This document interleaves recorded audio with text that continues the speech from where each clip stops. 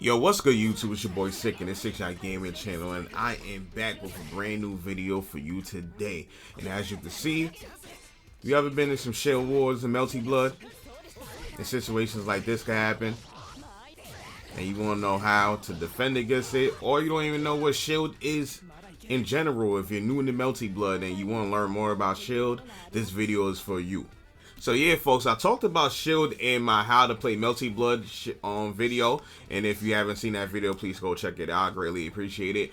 But yeah, we talked about shield in that video, but this video is going to go more in detail about shield and the ins and outs about it. But before we get started, if you're new to the channel, make sure to hit that subscribe button and check the notification bell. Also, if this video helps you out, make sure you hit the like button as well. I greatly appreciate it because it helps the channel out.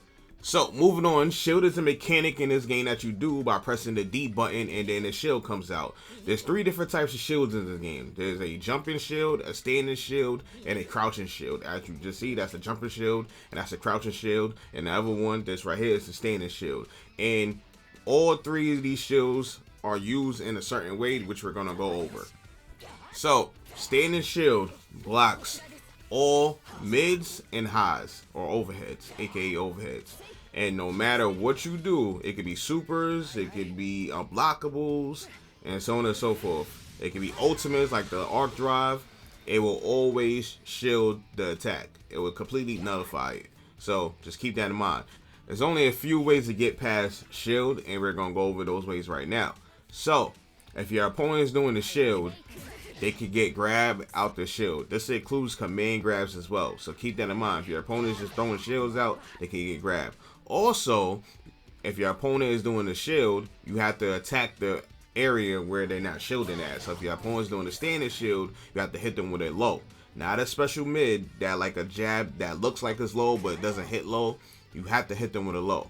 So standing shields blocks overheads, it blocks mids, all type of mids, but it does not block lows. And a crouching shield blocks lows in all mids, even arc drives and stuff included. If as long as it hits mid, it blocks it, but it does not block overheads. Does not block anything that's a high, aka overhead, at all. So keep that in mind. So now we're gonna go over how to use jumping shield. So in this game, even though you can air block against air to airs, you cannot block in the air against grounded normals. As you can see, I'm trying to block and I will always get hit. So that's very, very important to know that you cannot block in the air against grounded normals. But what you can do is shield if you feel like your opponent's going to try to contest you from the ground or also in the air. So that's very, very important when you're in the air in Meltyblood, because you don't really have that many options in defending in the air. So keep that in mind. So another thing to keep in mind is that any single time you do a shield and it's not successful with making contact with your opponent, it takes away 10% of your moon meter. And then once you do a successful shield, you get 20% of your moon meter back. So also keep that in mind. So the next thing we're going to talk about is our follow-ups after we shield the opponent's attack. After you shield the opponent's attack, you have certain follow-ups you could do directly after, and most of them net you some type of damage. So the first follow-up you have is a launcher, and it's one of the quickest follow-ups that you have from a shield, and you do this by pressing the A or the C button. If you press the A and the C button, you're going to get this launcher. So the next follow-up you can do is the B button, and this is teleport move that teleports behind your opponent and hits your opponent with a overhead attack. Now this move is really, really good because it teleports directly to your opponent. So if your opponent is full screen trying to zone you out, then you're going to teleport directly behind your opponent, and your opponent has to block accordingly to block this attack. Now the only thing about this move is that even though it looks like it's a jump in, like you gain some type of advantage over it where you continue your combo, you cannot continue your combo after this.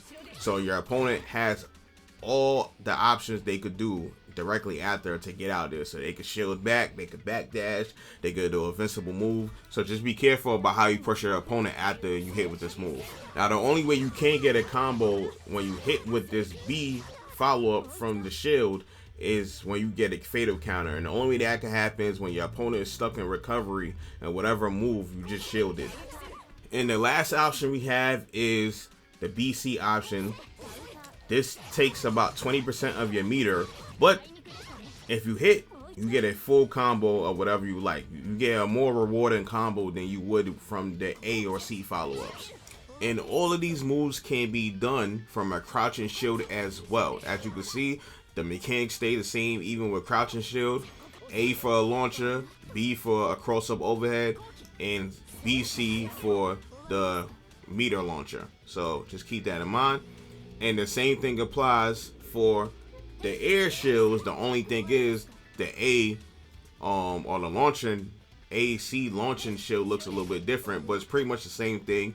B for the cross-up overhead, BC for the meter launcher, and so on and so forth. So moving on, just because you get shielded, that doesn't mean that you're dead in the water. You can actually re-shield your opponent just like so and punish your opponent, but the same thing stands for your opponent. Your opponent can re-shield you back and then punish you. So this is where the shield wars happen, and we're going to go over the specifics and how to counter it and so on and so forth, and what option beats what option. So again, if you get shielded, you don't have to sit there and take that hit.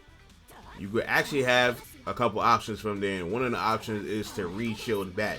And if you re-shield back and your opponent's not expecting it, you can catch your opponent off guard and launch him up for a combo. And this is where the RPS system, when it comes to shield, comes to effect. So we have to have a really good read on your opponent to beat them out in this situation. So if you shield and you feel like your opponent is going to re-shield you immediately, you could do the B option to beat out they re-shield. You would teleport and hit them from behind just like so, and depending if they're still in recovery from shield or they still holding the shield button, you would get a fatal counter just like so. Now it just all depends. If they do like just a button press shield and your B hits them and they not in recovery of the shield yet, then they will get hit. But if they holding the shield button or are still stuck in recovery from the shield, you will get a fatal counter. So just keep that in mind. As you can see, sometimes you won't get a fatal counter. That's because they recover from their shield. And if they still holding the shield button or they still in recovery from holding the shield, from doing the shield button, then you will get a fatal counter. Now your opponent can shield the B follow-up. The only thing is that they have to wait for you to dissipate and reappear again to press the shield button to punish you just like so. Now the RPS with that is if your opponent delays a shield, you can follow up with an A attack, which is a launcher that will beat out their delayed shield. So just keep that in mind as well. Now if all of this is making your head hurt and thinking about what you should do when you get shielded and so on and so forth, and you don't want to deal with none of the RPS when it comes to shield, what you could do is opt out of dealing with this stuff by using the BC. Now if you get shielded and you're quick enough to react, you can press the BC button when you have at least 50% of your moon meter. This takes away more than a regular BC. It takes away 50% of your moon meter because you could act out of getting shielded, where the other one you have to shield first before you could press the BC. So this move is really good because it's like a get out of jail free card. It gets you out of dodge in most of the situations, and depending how you do, if you delay the button or not, if you delay and wait off of B, you can actually punch your opponent just like so. And if you press it early enough, then you will automatically move and get put back into neutral. Now the only thing is, if you delay, then your opponent can punish you. But if you immediately press the BC button, then you can get away from the launch. So just keep that in mind. It's still rock, paper, scissors when it comes to trying to punish with the BC. But if you want to automatically be free of all of this, just press BC immediately and you're going to be good. Now another thing to keep in mind is that you don't have to use BC on the first go around when you get shield. You could be in the middle of shield wars, right? And as long as you get shielded, you're always able to use BC if you have the moon meter available. So that's good. So next thing we're going to talk about is baiting the re-shield, right? So let's just say your opponent is really good with re-shielding and they beating you all day with re-shield, right? And you just don't want to deal with that, but you also don't want to use your resources like the BC options to get away from it. You could bait out the re-shield, right? And once they shield, after you shield them, you could grab them just like so, which beats out the re-shield.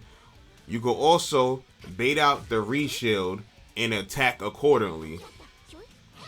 Like so. So if your opponent does a quick reshield, then you could say a quick standing reshield, you could go for the legs. Or if they do a quick crouching reshield, you could do like a jump overhead attack and so on and so forth. But if your opponent holds the shield button, that's a little bit different. So if they hold the shield button, it's going to be a little bit harder to punish correctly. At least if you're automatically reacting instead of waiting and seeing. So if they hold the shield button, you could grab them and it's going to be a fatal counter. But if you try to attack, and especially if they do a crouching shield, you're not going to be able to punish them. So in that situation, you just have to wait, see what your opponent's doing, how they shielding, and to punish accordingly to help you out in this situation. So there's a lot of mind games in this game when it comes to shield. So just try to incorporate all these things you learned in this video to keep that and keep those in mind. So yeah, folks, that's pretty much the end of the road for this video. This has been a end of God about shielding and Meltyblood, and hopefully you was able to learn something new today. If you was able to learn something new today, please smash the like button. I greatly appreciate it. It helps the channel out a lot. Also, if you're new to the channel and you want to see more content of mine, got tons of content for you to enjoy, make sure to hit the subscribe button and check the all tab to get alerted every single time I drop a new video for y'all. Also, if you want to help support the channel in any type of way at all, you can check the links below to go do so. But anyways, I hope all of you have a nice day. Peace.